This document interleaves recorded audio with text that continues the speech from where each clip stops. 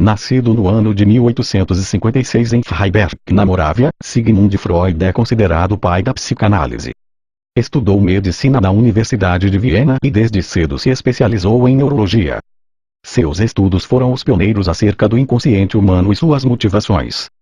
Ele, durante muito tempo, de fins do século passado até início do nosso século, trabalhou na elaboração da psicanálise.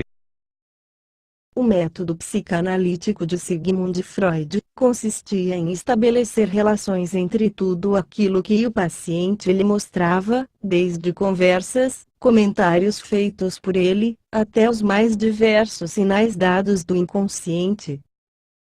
O psicanalista deveria quebrar os vínculos, isto é, os tratos que fazemos ao nos comunicarmos uns com os outros.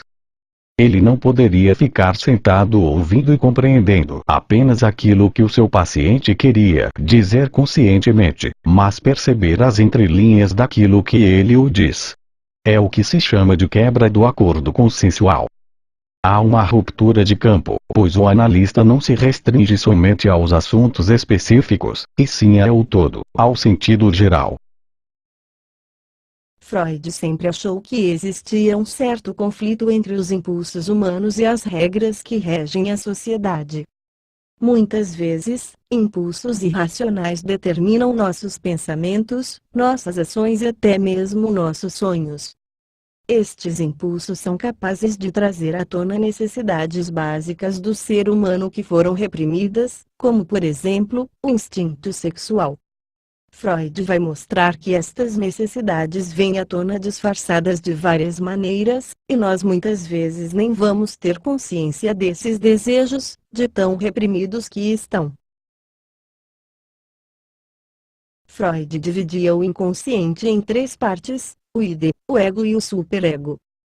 O id é responsável pelos impulsos humanos mais profundos, tais como o desejo sexual, medos, isto é, autopreservação e de morte. O id é o responsável pelas demandas mais primitivas e perversas dos seres humanos.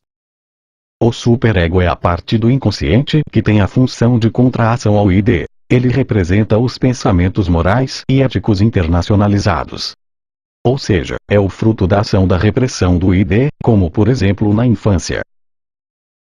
O ego é justamente a intersecção entre o que é moralmente correto, ou seja, o superego, e os impulsos humanos, o id.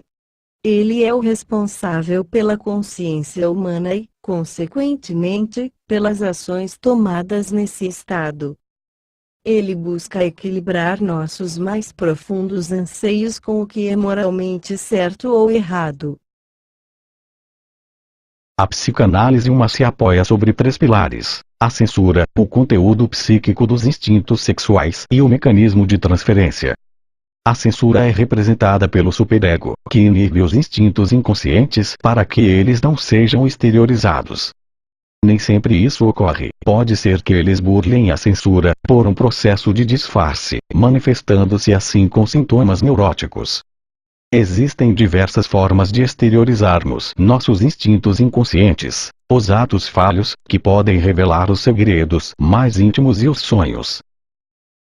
Os atos falhos são ações inconscientes que estão em nosso cotidiano, são coisas que dizemos ou fazemos que um dia tínhamos reprimido. Um ato falho é um erro na fala, na memória ou numa ação física causada supostamente pelo inconsciente. Um bom exemplo de ato falho é quando um marido troca o nome da sua esposa pelo nome da sua amante. O ato falho na verdade é um desejo inconsciente que vem à tona, ou seja, é quando o id tem seu desejo ou seus impulsos realizados. Nos sonhos, o nosso inconsciente id se comunica com o nosso consciente ego e revelamos o que não queremos admitir que desejamos, pelo fato da sociedade recriminar, principalmente os de caráter sexual.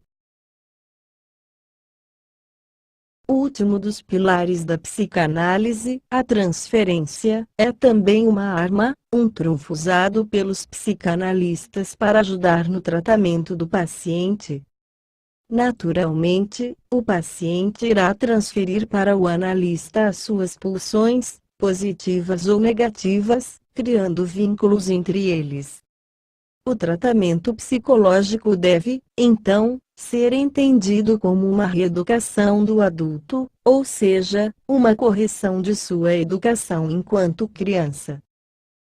Assim, Freud desenvolveu um método de tratamento que se pode igualar a uma arqueologia da alma, onde os psicanalistas buscam trazer à luz as experiências traumáticas passadas que provocaram os distúrbios psíquicos do paciente, fazendo com que assim, ele encontre a cura.